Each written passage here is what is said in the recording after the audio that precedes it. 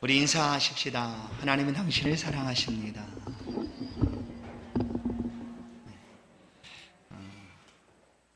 또다시 새해가 다가오고 있습니다.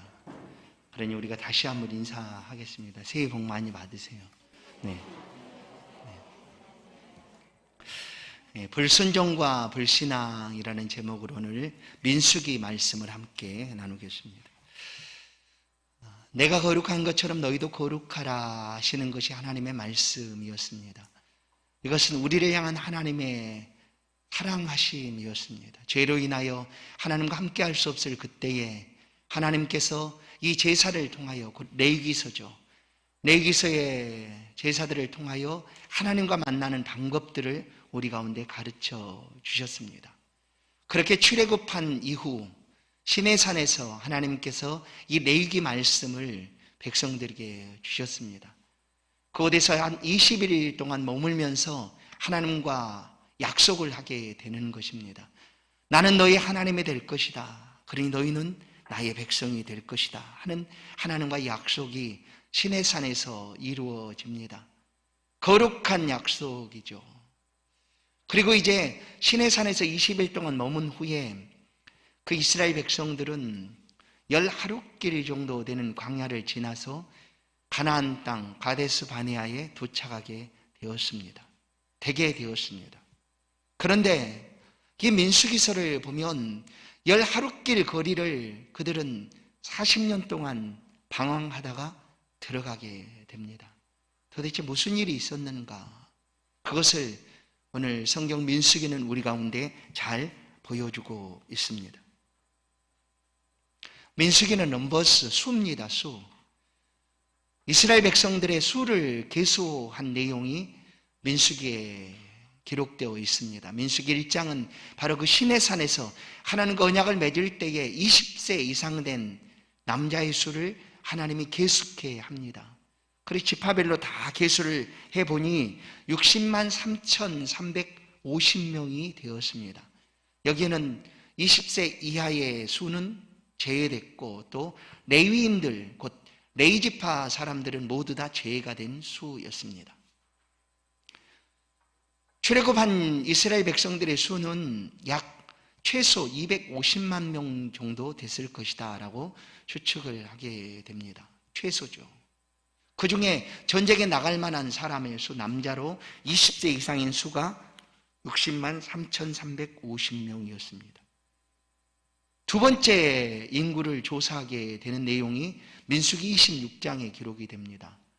이때는 가나안을 바로 앞에 두고 가나안을 바라보이는 장소, 곧 모압 평지에서 다시금 수를 계수하게 됩니다. 똑같이 20세 이상인 남자의 수를 계수하게 됩니다. 그때의 수가 60만 7,730명이었습니다. 크게 차이가 나지 않습니다. 약 4,000명 정도 차이가 나는데 중요한 것은 첫 번째 계수에, 인구 계수에 들었던 그 60만 3,350명은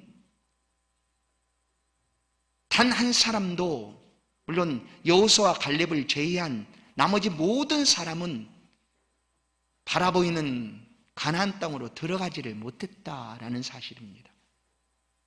두 번째 인구조사 60만 7,730명 가운데 여호수아와 갈렙 외에는 아무도 들어갈 수가 없었습니다. 이 두 번째 인구조사의 수는 광야에서 태어나고 그 시대에 20세 이하였던 사람들인 거죠. 그래서 출애굽한 첫 번째 세대는 여호수아와 갈렙 외에는 아무도 가나안 땅을 들어가지를 못했습니다. 도대체 무슨 일 때문에 그랬을까? 10하루만 들어갈 수 있는 그 가나안 땅을 왜 들어가지를 못하고 40년 동안 방황을 하게 되었을까? 시내산에서 하나님께서 이스라엘 백성들과 약속, 언약을 맺습니다. 내가 거룩하니 너희도 거룩해라. 나는 너희 하나님이 될 것이고 너희는 내 백성이 될 것이다. 너희는 세상의 제사장 나라가 될 것이다 하는 약속을 맺게 됩니다. 그 약속의 실천은 언제부터 행해져야 되는가? 그것은 바로 약속을 맺은 그 순간부터, 가나안을 떠나는 그 순간부터 이 약속들을 지켜가야 했습니다. 하나님의 말씀과 한 약속을 지켜가야 했지만 이스라엘 백성들은 광야길을 지나는 동안 하나님과 약속을 지키지를 못합니다. 불순종하게 된 것이죠. 그 결과로 불순종으로 인하여 11일이면 들어갈 수 있는 가나안을 40년 동안 맴돌아야 했다라는 것입니다. 성도 여러분, 물어보겠습니다. 광야가 좋겠습니까? 가나안이 좋겠습니까? 묻는 늘 쓸모없는 물음이 아니겠습니까? 모두 다 가나안을 바라보고 있을 것입니다. 왜냐하면 광야에는 아무것도 없습니다. 푸석거리는 먼지, 뜨거운 태양밖에 먹을 물도 풍족하게, 먹을 양식도 풍족하게 없는 곳이 광야입니다.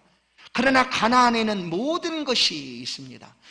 젖과 꿀이 흐르는 아름다운 하나님의 백성들이 안식하고 쉴 만한 그런 장소였습니다. 그런데 불순종 때문에 그 땅을 들어가지를 못했습니다. 출애굽한 1세대 60만 3,350명 중 2명을 제외하고는 아무도 그 땅에 들어가지를 못했습니다. 신앙은 순종이 기반으로 이루어집니다. 내가 하나님을 믿는다는 것은 하나님의 말씀을 순종한다라는 것이 아예 전제로 되어 있는 것이죠. 말씀을 순종하지 못하면서 나 하나님을 믿습니다 말한다는 것은 잘못이다라는 거죠. 하나님은 이 순종하는 것을 얼마나 귀하게 여기시는가. 불순종은 우상 숭배와 같다라고까지 하나님께서 말씀을 하십니다. 시내산에서 언약을 맺으실 때 우상을 숭배하지 말아라, 나 외에 다른 신을 섬기지 말라라고 하나님께서 약속하셨습니다. 그런데 불순종하는 것은 이런 우상 숭배와도 같다라고 하나님 말씀하십니다. 사무엘상 15장 22절 이하를 보면 이스라엘 초대왕 사울이 이 순종치 못함으로 말미암아 그 왕위를 빼앗기고 맙니다. 사무엘이 이르되 여호와께서 번제와 다른 제사를 그의 목소리를 청종하시는 것을 좋아하심 같이 좋아하시겠나이까? 번제와 아무런 다른 제사가 있다 할지라도 하나님 목소리를 듣는 것보다 좋아하시겠느냐 하는 거예요. 그런데 하나님이 말씀하셨는데 이 사울은 하나님 말씀을 버립니다. 그리고 이어서 순종이 제사보다 낫고 듣는 것이 수양의 기름보다 나으니 이는 거역하는 것은 점치는 죄와 같고 완고한 것은 사신 우상에게 절하는 죄와 같음이라. 왕이 여호와의 말씀을 버렸으므로 여호와께서도 왕을 버려 왕이 되지 못하게 하였나이다. 하나님의 말씀을 순종치 않았던 초대왕 사울은 하나님으로부터 버림을 받습니다. 하나님을 위하여 내가 이 제사도 드렸는데요, 온갖 번제를 하나님 앞에 드렸는데요, 그것보다 말씀 순종을 하나님이 더욱 귀하게 여기신다 하는 거예요. 이스라엘 출애굽한 이스라엘 백성들에게 너무나 좋은 기회가 찾아왔습니다. 어떤 기회인가? 그동안 선조들을 통하여 말씀만 하셨던 그 약속의 땅 가나안을 볼 수 있는 기회가 찾아왔습니다. 하나님께서 지파별로 명령합니다. 대표자 한 명을 뽑아서 12명이죠. 12명을 가나안 땅으로 들여보내라.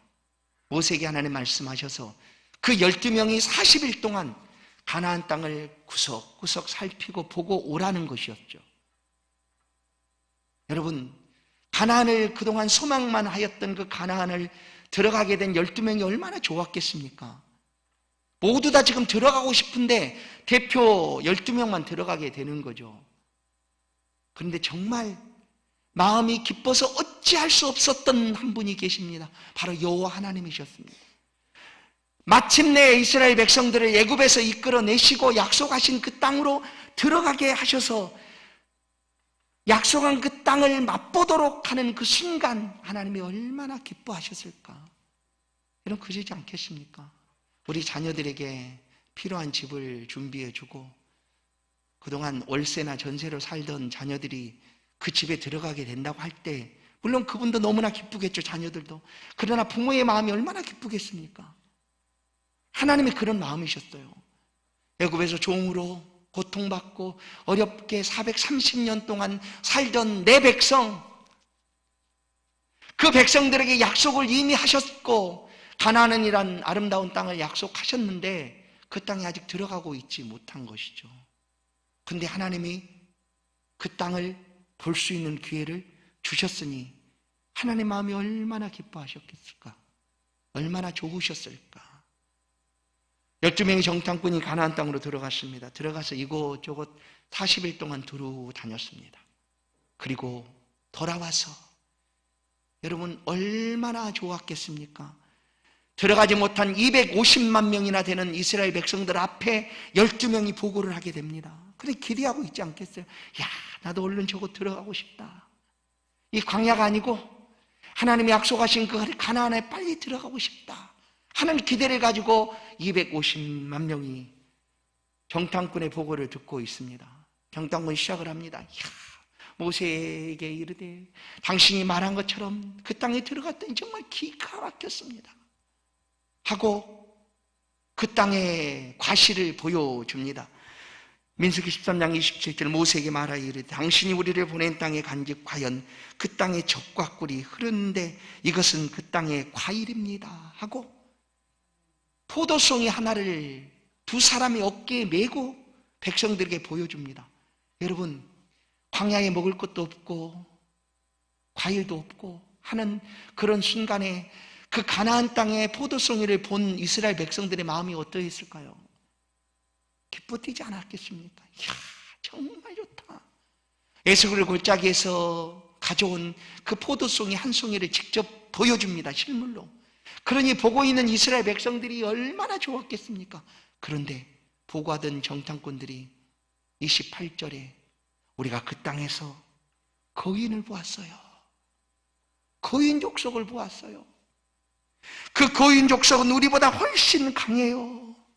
31절, 33절 우리가 생각해도 우리는 그들 앞에 메뚜기밖에 되지 않아요. 우리는 들어가면 죽어요 하는 거예요. 우리는 그 땅에 들어가면 죽어요. 모두 다 죽어요. 여러분 이스라엘 백성들이 그동안 소망하고 바라보았다는 가나안 땅, 다른 누구도 아니고 대표로 12명이 보고 와서 10명이 보고를 하는데 이런 보고를 하게 됩니다. 그러자 처음에 과실을 보고 기뻐했던, 기대하였던 이스라엘 백성들이 죽는다, 우리는 거인족 앞에 메뚜기 같다, 죽게 되었다 하는 이야기를 듣고 그때서부터 통곡하기를 시작합니다. 그 통곡이 변하여 지도자를 원망합니다. 모세 아론을 원망합니다. 그 원망의 화살이 하나님을 향하여 나아갑니다. 민수기 14장 3절 어찌하여 여호와가 우리를 그 땅으로 인도하여 칼에 쓰러지게 하려 하는가? 우리 처자가 사로잡히리니 애굽으로 돌아가는 것이 낫지 아니하랴. 성도 여러분, 하나님이 우리를 부르신 것이 우리를 죽이시기 위함입니까? 아닙니다. 하나님은 우리를 너무나 잘 아시고 우리 가운데 가장 좋은 것 주시고자 원하시는 하나님이에요. 그래서 우리로서는 하나님을 만날 수도 없고 하나님이 예비하신 천국에 들어갈 수도 없어서 하나님이 짐승의 피를 잡아 제사를 드리고 나를 만나라 그렇게 방법까지 가르쳐 준 것 아니겠습니까?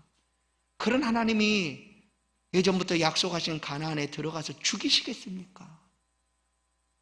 그러나 이스라엘 백성들은 이 엄망불평을 계속합니다. 우리가 다른 지도자를 세워서 애굽으로 돌아가는 것이 낫겠다. 성도 여러분, 가나안을 보았던 12명의 정탐꾼들 얼마나 좋았겠습니까? 그들의 눈으로 직접 보았지 않았습니까? 그 풍성한 과일들, 젖과 꿀이 흐르는 그 땅, 비옥한 땅들을 보았지 않았습니까? 근데 오히려 본 것이 불신앙으로 이어지고 말았습니다. 그들의 눈에 보여졌던 거인이 하나님의 말씀보다 더 큰 두려움으로 그들 가운데 다가오고 말았다는 사실입니다. 성도 여러분, 오늘 우리도 우리의 눈에 보여지는 것은 하나님이 안 보일 수 있어요.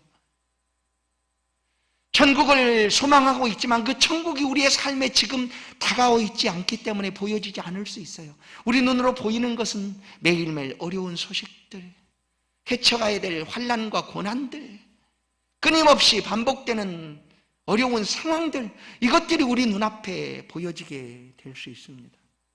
그런 순간에 신앙은 말씀을 붙잡는 거죠. 두려워 말라, 놀라지 말라, 내가 너를 도우리라. 환난과 시험이, 환경이 우리를 무너뜨리려고 할지라도 하나님의 말씀은 끊임없이 내가 너를 도와줄 거야. 넌 내 것이야. 내가 너를 위하여 모든 것 내어줄 준비를 다 하고 있어. 그러니 걱정하지 마라. 두려워하지 마라. 내가 대신 싸워줄게. 내가 대신 걸어줄게. 그러니 문제 없이 걸어가 하고 말씀하시지만 눈앞에 보이는 환경 때문에, 그 상황 때문에 주저앉아 버리는 순간들이 우리에게도 다가올 수 있다라는 거예요. 바로 10명의 정탐군의 모습이었습니다. 11일밖에 되지 않는 거리를 어찌하여 40년 동안 방황하게 되었을까? 그것은 하나님의 말씀을 온전히 신앙으로 담아내지를 못했기 때문입니다. 말씀보다 주변의 환경들이 더욱 크게 다가와서 말씀을 불순종하였기 때문이었습니다. 이스라엘 백성들은 하나님을 온전히 신뢰하지를 못했습니다. 22절을 보시면 이렇게 하나님 말씀합니다. 내 영광과 애곡과 광야에서 행한 내 이적을 보고서도 이같이 10번이나 나를 시험하고 내 목소리를 청종하지 아니한 그 사람들, 하나님의 말씀을 청종하지를 못합니다. 순종하지를 못했어요. 하나님이 순간순간 얼마나 많은 기적들을 보여주었습니까? 애굽에서 바로가 그들을 붙잡고 놓아주지 않을 때 하나님 10가지 재앙을 친히 내리시고 하나님의 위엄과 능력을 보여주었습니다. 그렇게 애굽에서 나오지 않았습니까? 나와서 홍해가 가로막혀 있고 뒤에서는 애국 군대가 쫓아오는 그 순간에 부르짖어 아우성 칠 때에도 하나님께서 그들을 불기둥으로 구름 기둥으로 구별하여 구원해 내셨습니다. 홍해를, 마른 길을 걸어가도록 하나님께서 길을 열어주셨습니다. 광야에 도착해서 먹을 것이 없다 할 그때에 하나님이 만나를 내려주셨고, 고기 먹고 싶다 할 그때에 하나님 메추라기를 주셨습니다. 목말라 부르짖을 때 반석을 쪼개서 하나님이 물을 내주셨습니다. 이 모든 것들이 이야기가 아니라 그들이 직접 경험하였던 일들이었습니다. 그들 스스로는 절대로 애굽에서 나올 수 없는 그 상황에서 하나님의 기적 같은 역사로 하나님께서 이루어 놓으신 놀라운 일이었습니다. 그런데 이것을 경험하고 보고도 그들은 10번이나 더 하나님을 거역하고 마는 것입니다. 불순종하고 말았어요. 그래서 오늘 읽지는 않았지만 민수기 14장 중반절 앞절은 모세가 하나님, 이 백성 말고, 아니 하나님께서 내가 이 백성을 다 쓸어버리고 새로운 너를 통하여 민족을 만들겠다 할 그때 모세가 중보하며 기도하는 내용이 바로 앞절에 있습니다. 그래서 20절 말씀이 그렇게 시작하는 거예요. 여호와께서 이르시되 내가 내 말대로 사하노라. 또 용서하신 거예요. 이스라엘 백성들을 또 용서하시고 은혜와 자비와 긍휼을 베풀어 주신 것입니다. 성도 여러분, 오늘 우리의 삶을 한번 되돌아보십시오. 지금까지 우리가 어떻게 살아왔는가? 그 순간순간 하나님의 보호하심이 어떻게 우리 가운데 다가왔는가? 하나님은 어떻게 우리를 지켜주시고 인도하시고 이끌어 주셨는가? 한번 되돌아보십시오. 결국 출애굽한 1세대 60만 3,350명은 여호수아 갈렙을 제외하고 모두 다 광야에서 죽게 되었습니다. 그러니까 그들이 죽기까지 광야를 맴돌게 되었다라는 거예요. 무엇 때문에? 불순종 때문에. 하나님의 말씀을 듣고도 그들은 그 말씀을 삶에서 살아내지를 못한 거예요. 또 한편으로 그 광야 40년 기간 동안 광야에서 태어난 세대, 곧 20세 이하의 사람들은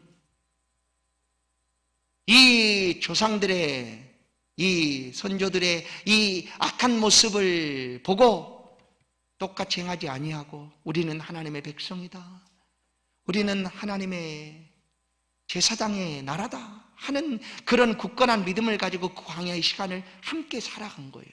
그들이 살아가는 동안 그들 앞에 모범으로 보여진 신앙이 있었습니다. 그 신앙의 사람 바로 여호수아 갈렙이었습니다. 여호수아 갈렙.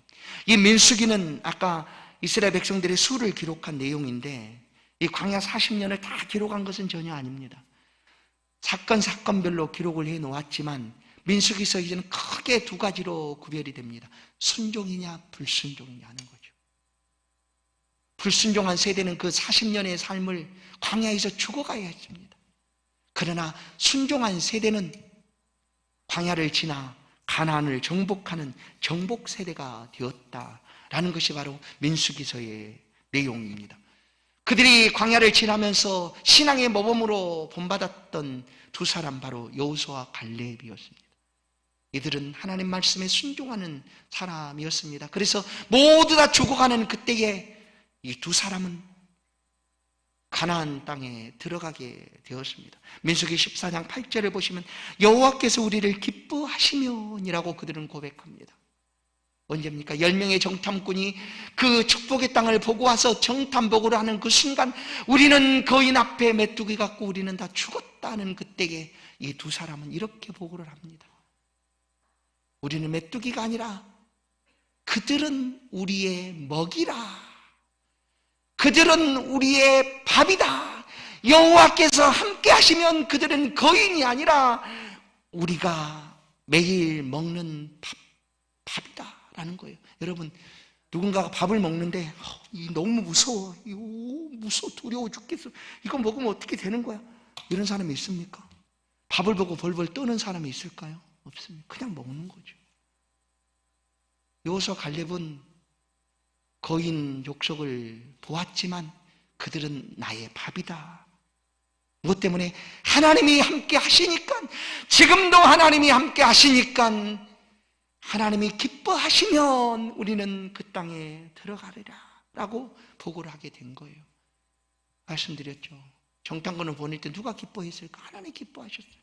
드디어 내 백성에게 내가 예비한 이 땅을 줄 수가 있게 되었다. 그러니 마음껏 보아라. 그 보고 기뻐할 그 백성들을 바라보며 하나님이 얼마나 흡족하고 기뻐하셨을까. 그 기쁨을 여호수아 갈렙이 간직하게 된 겁니다. 하나님의 기뻐하심을 그들이 가지게 된 거예요. 그래서 여호와께서 기뻐하시면 하고 외치게 되었습니다. 그 외침이 그들을 가나안 땅으로 들어가게 하였습니다. 성도 여러분, 민수기의 백성들은 살아가면서 무엇을 어떻게 하나님 앞에 보여주어야 하는지 그들은 깨달아야 했습니다. 하나님 말씀을 들을 때 순종해야 했고 또한 약속하신 것을 지켜 살아가야 했습니다. 그 본을 광야 세대가 잘 본받았습니다. 그래서 그 광야는 비록 아무것도 없고 어려움의 자리였지만 그들은 그곳에서 철저하게 하나님을 섬겨가는, 하나님만을 붙잡는 훈련을 받게 된 것이에요. 그래서 나중에 모압 평지에서 다시 계수를 했을 때 겨우 4,000명 차이밖에 나지 않는 60만 7,730명이 가나안을 들어가는 정복 세대가 되게 되었다라는 사실을 민수기는 우리 가운데 가르쳐 줍니다. 성도 여러분, 신앙의 적은 무엇일까요? 우리 신앙의 걸림돌은 무엇이겠습니까? 앞에 다가온 환경이 어려움입니까? 전혀 아닙니다. 우리 신앙의 걸림돌은 불순종입니다. 불순종이 우리 신앙의 적입니다. 순종치 못하면 우리 신앙은 병들게 되어 있습니다. 불순종으로 인하여 우리 신앙이 병들면 손이 하는 것, 발이 걷는 것, 모든 것들이 어려워지게 됩니다. 멈춰지게 되는 거죠. 병들었으니. 민수기는 순종하면 하나님의 영광을 가나안에 들어가게 될 것이고 불순종하면 그 광야에서 죽임을 당하게 될 것이다라는 것을 민수기서를 통하여 우리 가운데 보여주고 있다라는 거죠. 그러나 이 광야길을 가는 것이 많이 힘들고 어려워도 이스라엘 백성들이 광야를 지나는 동안 함께 하신 하나님이 계셨습니다. 오늘 우리가 광야 같은 삶을 살아간다 할지라도 하나님은 전혀 우리를 모른 채 하지 아니하시고 그때처럼 지금도 함께하고 계시다라는 거예요. 이스라엘 백성들이 광야에서 먹을 것이 없어 아우성칠 그때에 하나님은 만나를 내려주셨습니다. 이 사실에 대해서 예수께서 복음서를 통하여 말씀합니다. 요한복음 6장 31절 이하를 보면 너희가 광야에서 모세가 너희에게 하늘로부터 떡을 내렸지만 그 떡은 하나님 내 아버지께서 주신 것이다 하고 35절을 보면 예수께서 이르시되 나는 생명의 떡이니 내게 오는 자는 결코 줄이지 아니할 터요 나를 믿는 자는 영원히 목마르지 아니하리라. 예수 그리스도께서 생명의 떡으로 만나를 먹었던 사람도 다 죽고 사라졌지만 예수 그리스도를 먹는 사람은 영원토록 영생을 얻으리라 말씀하고 계십니다. 그때 목말라 아우성칠 때 반석을 쪼개 물을 주신 하나님, 바로 그곳에 그리스도께서 그 백성들과 함께하고 계셨다라는 사실이에요. 고린도전서 10장 4절을 보면 다 같은 신령한 음료를 마셨으니 이는 그들을 따르는 신령한 반석으로부터 마셨음에 그 반석은 곧 그리스도시라 맞습니다. 반석은 그리스도의 그림자였어요. 그 광야에 아무것도 없는 것 같았는데 그리스도께서 하나님께서 함께하고 계셨습니다. 오늘 우리가 광야 같은 삶, 어려움과 환난 속에 처해 있는 삶을 사는 것 같아도 그리스도 예수께서 여전히 함께하고 계신다라는 거예요. 이스라엘 백성들이 원망하고 불평할 때 불뱀이 광야에 나타나서 그들을 모조리 다 물었습니다. 무는 자들은 삽시간의 죽음에 처하게 되었습니다. 그때 모세가 하나님 앞에 울부짖어 기도하며 하나님, 그러자 하나님께서 놋뱀을 달게 합니다. 쳐다본 즉 살리라. 그렇게 해서 원망하고 불평하던 사람들이 말씀대로 순종하여 쳐다본 사람은 모두 다 살았습니다. 쳐다본 사람은 살았습니다. 여러분, 우리가 잘 기억하시죠? 요한복음 3장 16절 하나님의 세상을 이처럼 사랑하사 독생자를 주셨으니 이는 저를 믿는 자마다 멸망치 않고 영생을 얻게 하려 하심이라. 하나님이 그렇게 우리를 사랑하셨습니다. 바로 그 앞절 요한복음 3장 14절 15절을 보시면 모세가 광야에서 뱀을 든 것 같이 인자도 들려야 하리니 이는 그를 믿는 자마다 영생을 얻게 하려 하심이니라. 아멘. 광야에 놋뱀을 쳐다본 사람은 살았던 것처럼 그리스도 예수께서 그때처럼 높이 들려야 하리니 골고다 언덕 높은 십자가에 주님이 못 박히셨습니다. 누구든지 쳐다본 적 살리라. 누구든지 저를 믿는 자마다 멸망치 않고 영생을 얻으리라 하시는 말씀입니다. 그리스도께서 광야 같은 그곳에 함께 계셨습니다. 오늘 우리의 삶에 함께하여 계십니다. 성도 여러분, 듣는 소식들, 우리가 체감하는 일들은 참 어려움이 많습니다. 언제 이 어려움들이 지나갈까? 과연 이 어려움이 해결이나 될까 하는 걱정, 근심, 염려, 불안 많이 있습니다. 그러나 이때에도 하나님이 우리 하나님이 되셔서 내가 너의 하나님이 될 거야. 내가 너를 도와줄 거야. 두려워하지 마라. 놀라지 마라. 나는 너의 하나님이 될 거야 라고 하나님 말씀하십니다. 민수기서의 백성들처럼 순종하면 하나님의 영광을 누리고 얻게 됩니다. 광야 같은 삶을 살아간다 할지라도 끊임없이 말씀하고 계시는 하나님의 말씀을 붙잡으십시다. 그리고 매일매일 아무것도 없는 것 같았던 그 광야에 그리스도께서 함께하여 주셨던 것처럼 매일매일의 삶에서 예수 그리스도 함께 만나시고 동행하십시다. 그 삶에 은총을 베풀어 주실 줄로 믿습니다. 사랑하는 성도 여러분, 환경 때문에 여러분의 신앙이 흔들리지 않기를 간절히 축원합니다. 힘써 여호와를 의지하되 말씀을 붙잡고 순종하는 삶을 살아 하나님의 기쁨이 되고 영광이 되는 저와 여러분의 복된 신앙이 될 수 있기를 간절히 축원합니다. 하나님 감사합니다. 이 시간 찾아오셔서 우리를 붙들어 주시고 우리 얼마나 사랑하시는지 말씀하여 주시니 감사합니다. 지금도 우리를 꼭 붙들어 주셔 환경을 보는 우리의 눈을 열어서 주를 보게 하시고 우리의 삶이 하나님을 향하여 나아갈 수 있도록 흔들림 없는 신앙을 붙잡아 주시니 감사합니다. 이 신앙으로 하나님을 언제나 섬기게 하시고 순종함으로 하나님의 이름을 높이는 주의 백성들 다 되도록 붙잡아 주옵소서. 예수 그리스도의 이름으로 기도하옵나이다. 아멘. 찬송 359장입니다. 귀한 예물